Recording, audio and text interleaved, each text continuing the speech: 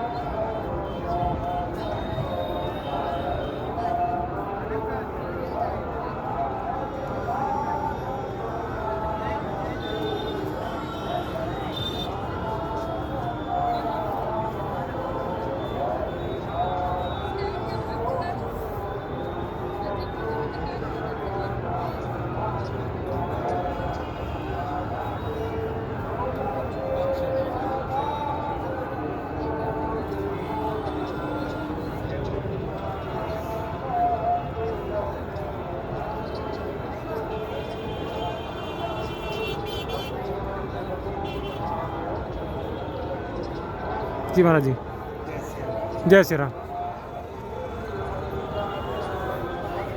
थोड़ा हम पास में आ जाएं। जी जी जी जी महाराज जी।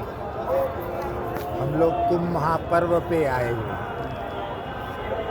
कुंभ महापर्व विभिन्न ग्रह नक्षत्रों का संयोग है, वो अमृत काल कहलाता है। उसमें मकर का सूर्य,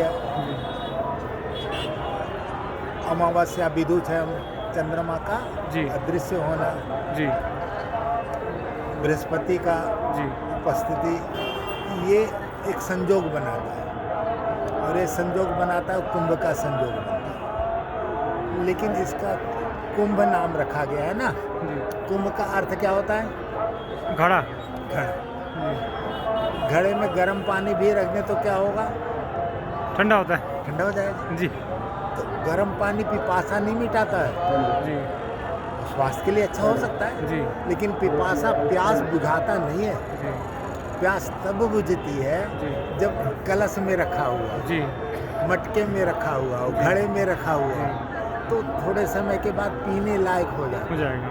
और जो फ्रिज का पानी आप लोग देखते हैं या बर्फ़ का पानी देखते हैं, वो स्वास्थ्य के लिए हानिकारक भी हो सकता है। जी। लेकिन मटके का पानी सदैव स्वास्थ्य के लिए अमृत है। एक सामान्य जीवन में एक सामान्य मटके में रखा हुआ जल शीतल हो जाता है। तो हम लोग जो इस कुंभ मेले में आए हैं और हम लोग का पारा यदि गर्म रहे तो समाज के लिए अच्छा नहीं है। यदि वो शीतल हो जाए तो आप सबके काम के बन जाएंगे। आप यदि कठोरता से, क्रूरता से, घमंड से जो बात करेंगे उससे आपका कोई मित्र नहीं मिल सकता। किसी को सकून नहीं मिलेगा। अरे भाई वो मिले थे, मिल जाएंगे तो मेरे को बहुत अच्छा लगेगा। और जो अच्छे लोगों से मिलते हैं, शीतल लोगों से मिलते हैं तो सकून मिलता है।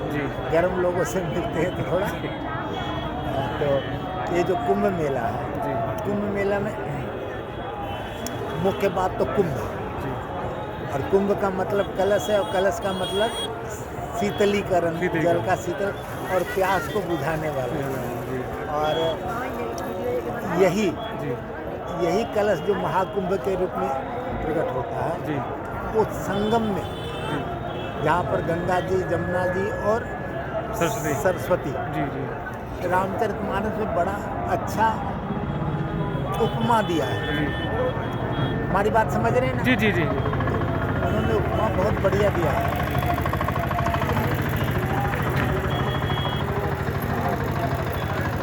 राम भक्ति जहाँ सुरसरी धारा, राम भक्ति जहाँ सुरसरी गंगा जी की जो धारा है वो भगवान के भक्ति का है, भगवान में समर्पित होने का है, भगवान को अपना मानने का है।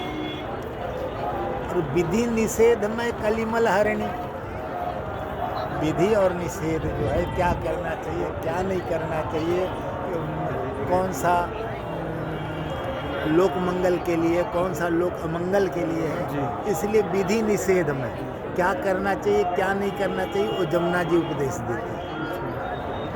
ठीक समझ रहे हो। जी जी। और सरसई सरसई ब्रह्म विचार प्रचार, सरसई मतलब सरस्वती, सरस्वती। जो अंतर अंतर अंतर उससे निकल रही है, दर्शन नहीं है। सरस्वती जी का दर्शन नहीं है। आपके हृदय से निकलने वाला प्रेम, आपके हृदय से निकलने वाला ठाकुर की भक्ति, आपके हृदय से निकलने वाले जन जन में भगवत भाव, जी। ये सरसई ब्रह्म विचार प्रचार।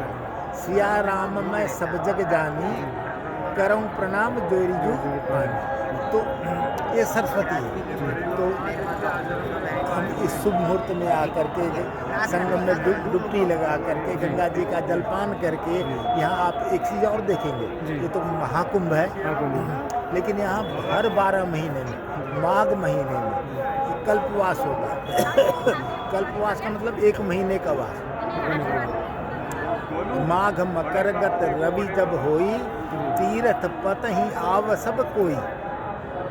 ये यहाँ सभी आते हैं और माघ महीने में निवास करते हैं, मतलब घास फूस की झोपड़ी बना के, एक राउटी लगा के, टेंट लगा के वो कल्पवास करते हैं। कल्पवास का मतलब ये होता है कि यहाँ भंडारा बहुत अच्छा हो रहा है, रसगुल्ले रसमलाई बट रहे हैं, लेकिन जो कल्पवासी है आपके रसगुल्ले रसमलाई पे ध्यान नहीं देता, वो सिर्फ ध्यान देता गंगा जी के अमृत में बना हुआ जो ठाकुर जी की प्रसादी है, तो प्रसाद ही पाना है। जब इस शुद्ध और पवित्र भाव के साथ गंगा जी के जल में निर्मित जो प्रसादी होगी, तो आपके जीवन के अंतःकरण का भी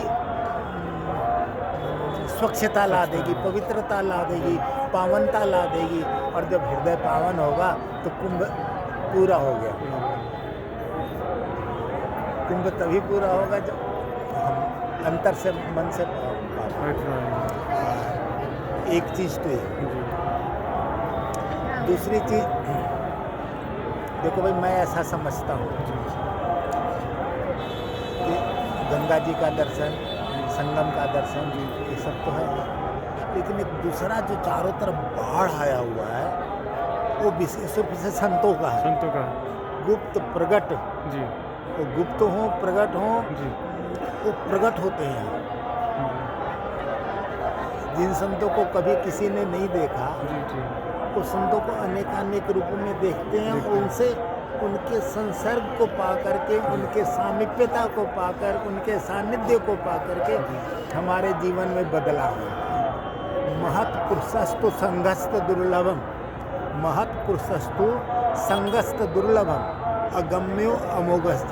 महापुरुषों का संग सरल नहीं है, बहुत दुर्लभ है, लेकिन यदि मिल जाए तो अगम्य है, जाना नहीं जाता है, लेकिन अमोघ, अपने ताप से हमें शुद्ध और पवित्र कर देता है। तो उस संतों का दर्शन भी है, वो तब होता है जब हम लोग का हृदय कुछ पवित्र है। नहीं तो हर जगह आपको ढोंग नजर आएगा तो भगवान कहाँ मिलेगा। सिया राम मैं सब जग जानी, करूँ प्रणाम जोरी जोरी।